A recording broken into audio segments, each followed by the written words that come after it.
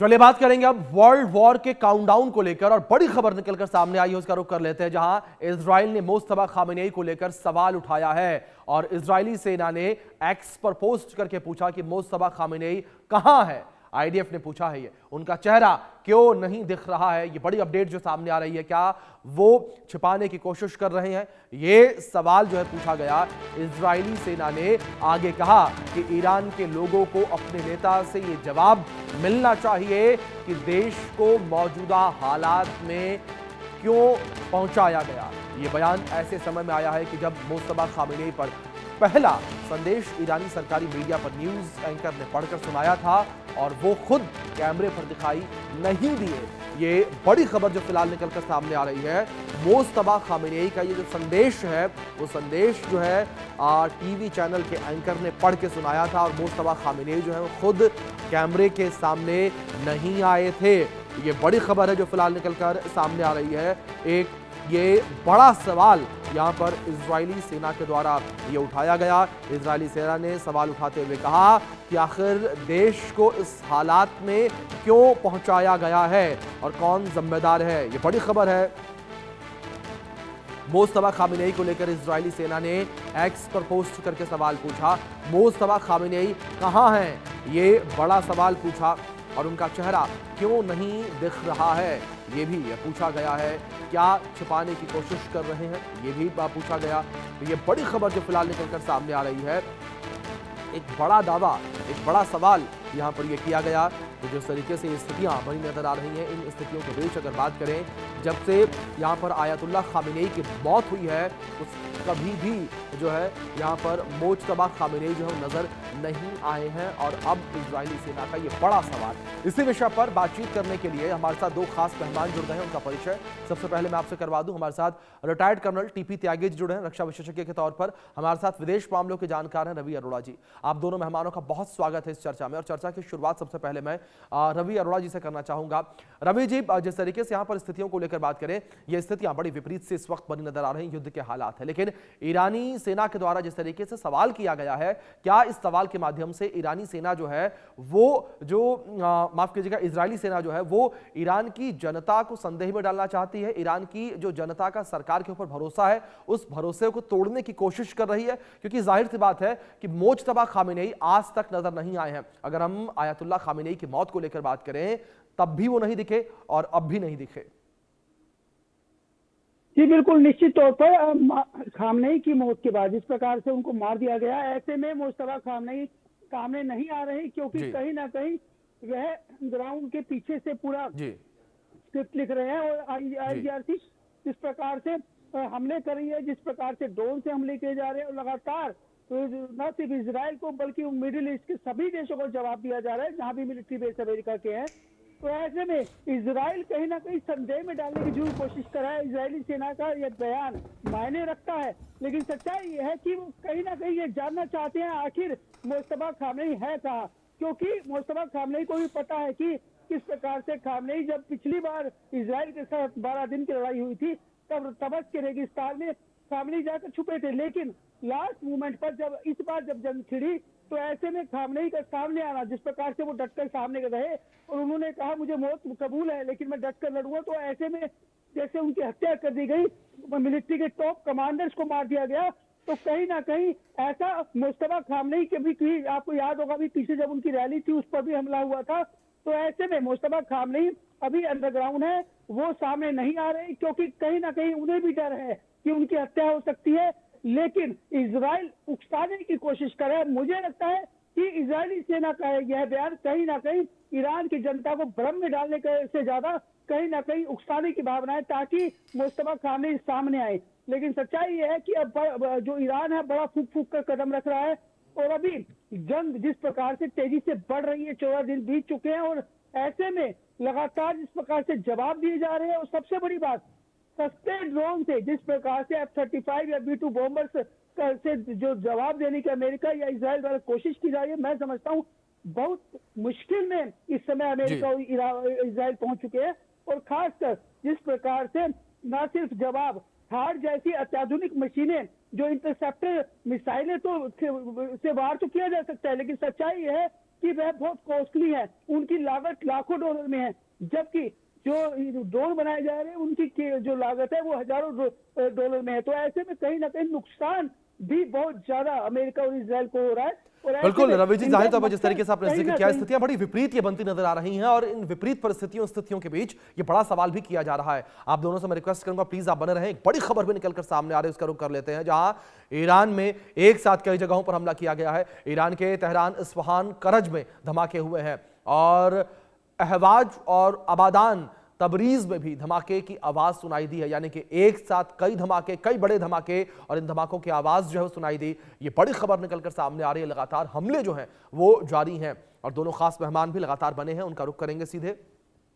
TP Tyagi ji, मैं थोड़ा सा पीछे जाऊंगा जिस तरीके से चर्चा की हमने शुरुआत की थी, और ब्रिटिश अखबार द सन की रिपोर्ट को यहां पर मैं कोट करना चाहूंगा। जिस तरीके से द सन ने अपने रिपोर्ट में जो है दावा किया है टीपी त्यागी जी कि मोज्तबा खामेनेई जो है वो कोमा में है, उनका एक पैर भी काट दिया गया है और जो ईरान के जो शिक्षा मंत्री हैं, स्वास्थ्य मंत्री हैं, उनकी निगरानी में है वो। देखिए, जब खोमेनी की मौत हुई थी तो इजराइल ने शाम के टाइम बता दिया था कि खोमेनी मारा गया, लेकिन ईरान ने अगले दिन कंफर्म किया। ऐसे ही इजराइल ने पहले ही बता दिया कि इनके ऊपर अटैक हुआ है और ये सामने नहीं आ रहे हैं। कौन? मोज्तबा।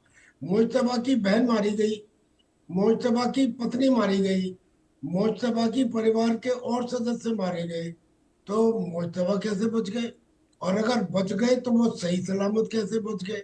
यानी कि अंदाजा लगाया जा सकता है कि जब एक जगह कुछ लोग हैं तो उनमें से ये हो सकता है कि कोई एक आध बच गया हो, लेकिन ऐसा नहीं है कि वो पूरी तरह से वुंडेड ना हुआ हो।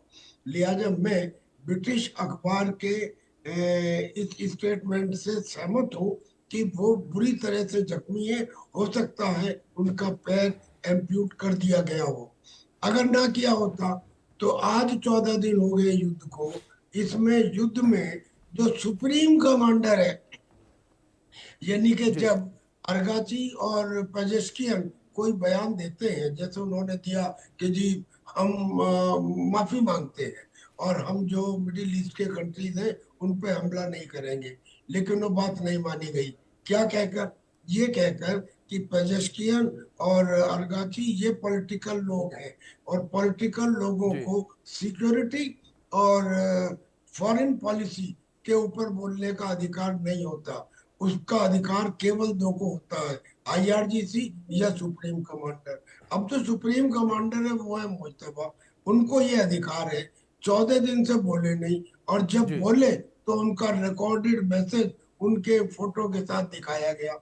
यानी कि क्या समझ में नहीं आता? बिल्कुल, ये ऐसी चीजें डायरेक्ट नहीं होती हैं, सब इनडायरेक्ट होती हैं। बिल्कुल त्यागी जी, इसी वजह से ये बड़े सवाल जो हैं खड़े होते नजर आ रहे हैं और इसी वजह से इस रिपोर्ट का भी जिक्र मैंने किया। लेकिन आप दोनों से रिक्वेस्ट करूंगा प्लीज आप दोनों मेरे साथ बने रहें।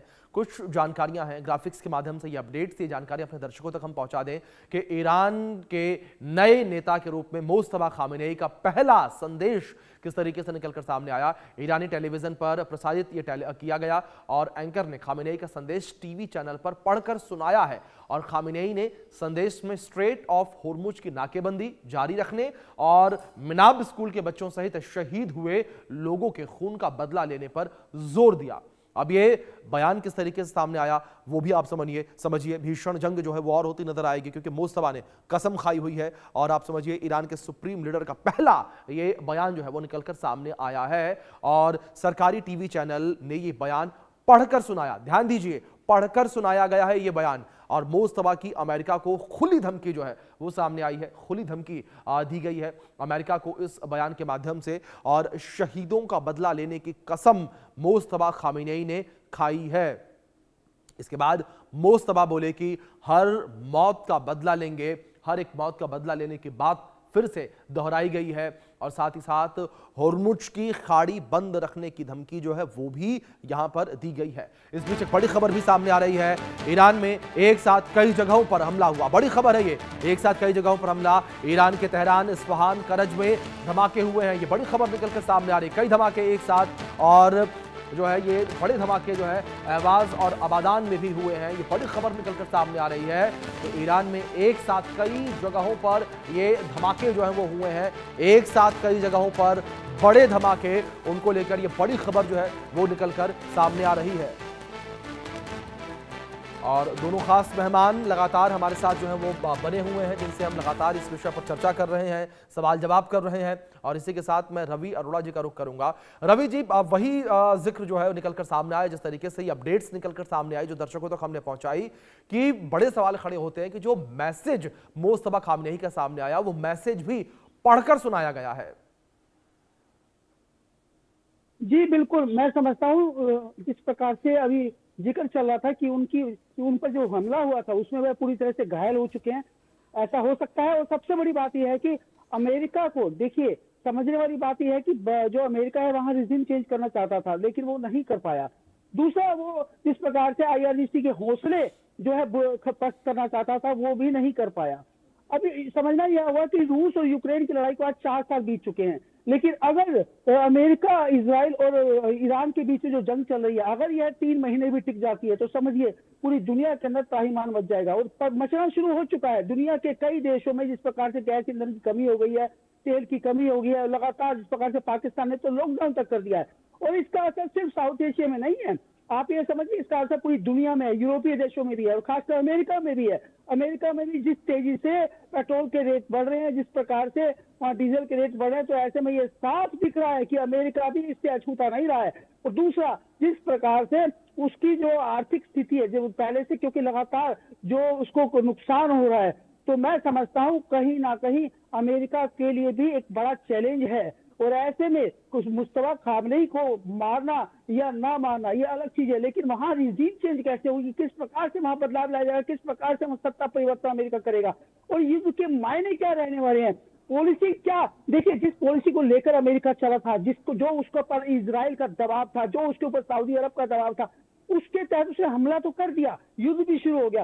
14 दिन बीत चुके हैं लेकिन हौसले बुलंद नहीं कर पाया। बेशक भारी नुकसान इजराइल जो है ईरान को पहुंचा है, लोगों को मारा जा रहा है। अब तक करीब 7,000 से ज्यादा लोग तो मर चुके हैं, तीनों देशों की हम बात करें तो ऐसे में नुकसान सबसे ज्यादा ईरान को हो रहा है। लेकिन इजरायली सेना के हौसले नहीं टूट रहे। इजरायली सेना लगातार जवाब दे रही है और यह जवाब ही नहीं दे रही है। अभी तो उसको किसी देश का समर्थन की बात नहीं आई है, बेशक से सूडान ने कहा या तो कुछ देश हो सकता है पीछे से उसको मदद करे, लेकिन अभी तक ऐसी कोई उसको मदद नहीं मिली है। ऐसे में जिस प्रकार से उसने पूरा स्टेट ऑफ हार्मुज पर पूरा नाकाबंदी कर दी है और अमेरिका उसमें कोशिश करने के बावजूद भी, बेशक से अमेरिका ने दावे किए कि तो जो वहां पे बारूदी सुरंगें बिछाई गई थी उन नौकाओं को मार दिया गया, ध्वस्त कर दिया गया, लेकिन उसके बावजूद अभी तक जिस प्रकार से पूरी दुनिया के अंदर जो तेल को लेकर, जो गैस ईंधन को लेकर ईमान मचा है, तो इसको बिल्कुल रवि जी, क्रूड ऑयल को लेकर जो हाहाकार मचा हुआ है पूरी दुनिया में वो जाहिर तौर पर देखने को मिल रहा है और ये भी दावा किया जा रहा है कि यही कारण बन सकता है ये जंग और आक्रामक हो जाए। मैं रुक करूंगा आपका, एक बड़ी खबर निकलकर सामने आ रही है, इसका रुक कर लेते सबसे पहले, जहां इजरायली सेना का ईरान के ऊपर एक बड़ा हमला देखने को मिला। तेहरान में ईरानी बसीज फोर्स को निशाना बनाया गया, ये बड़ी खबर निकलकर सामने आ रही है। ईरानी बसीज फोर्स को निशाना बनाया गया है, एक बड़ा हमला किया गया है। तेहरान में ईरानी फोर्स को निशाना बनाया गया, इजरायली सेना का ईरान के ऊपर बड़ा हमला देखने को मिला। इजराइल जो है वो लगातार रह रहकर ईरान के ऊपर बड़े और घातक हमले जो है वो कर रही है, ये बड़ी खबर जो है निकलकर सामने आ रही है। और टीपी त्यागी जी का रुख करूंगा मैं। टीपी त्यागी जी, जिस तरीके से अगर मुस्तफा खामनेई को लेकर बात करें, जिन स्थितियों का जिक्र किया जा रहा है कि मुस्तफा खामनेई उन स्थितियों परिस्थितियों में है, अगर त्यागी जी क्या आपको लगता है कि मुस्तफा खामनेई अगर जो है कौमा में है, उनकी हालत बेहद गंभीर है, तो ऐसे में क्या एक तरीके से अमेरिका ने ये युद्ध जीत लिया है, क्योंकि कोई दूसरा लीडर जो है एक तरीके से ईरान के पास नहीं बचता? जी, अमेरिका ने ये युद्ध जीत लिया है ऐसा तो नहीं कहा जा सकता अभी इस स्टेज के ऊपर, लेकिन जीतने वाला है अवश्य कहा जा सकता है और जीतेगा ये भी अवश्य कहा जा सकता है। पहला सिनेरियो, मान लीजिए कि अगर कोई ऐसी सिचुएशन हो भी गई कि ईरान हैवी पड़ने लगा या ईरान ने अमेरिका को कुछ ऐसा नुकसान कर दिया जैसे carrier strike group Abraham Lincoln को पानी में डुबो दिया, ऐसी स्थिति में क्या आप समझ रहे हैं कि अमेरिका हार मान लेगा? जब पर्ल हार्बर के ऊपर अटैक हुआ था सेकेंड वर्ल्ड वॉर में, तो अमेरिका ने जापान के ऊपर ये कहकर अटैक कर दिया था कि युद्ध लंबा खिंच चुका है, अनमैनेजेबल हो रहा है, इसलिए हमने न्यूक्लियर अटैक किया। वो यहाँ भी कर सकता है। तो युद्ध तो इवेंचुअली अमेरिका ही जीतेगा, पहला पॉइंट। दूसरा, आपने अभी जिक्र किया कि इजराइल ने हमला किया है बासिल फोर्स के ऊपर। दरअसल में ईरान में जो ईरानियन रेवोल्यूशनरी गार्ड कोर है, इसकी 5 ब्रांचेज है। इनकी अलग नेवी, आर्मी, एयरफोर्स, एक कुद्स फोर्स है और एक बासिल फोर्स है। ये जो बासिल फोर्स है ये सबसे ज्यादा क्रूएल है, सिविल कपड़ों में रहती है। ये जिस आदमी के खिलाफ एक्शन लेती है, जिंदे आदमी को बिल्कुल त्यागी जी, आपने भी बड़ा ये कह सकते हैं कि बयान दिया। बड़ी बात आपने कही है कि अमेरिका एक तरीके से युद्ध जीत चुका। देखने वाली बात यहाँ पर यह होगी कि तथाकथित युद्ध अब कितना लंबा और खिंचता नजर आता है और किस तरीके से तनाव की स्थिति मिडिल ईस्ट में देखने को मिलती है। बहुत शुक्रिया आप दोनों का जुड़ने के लिए।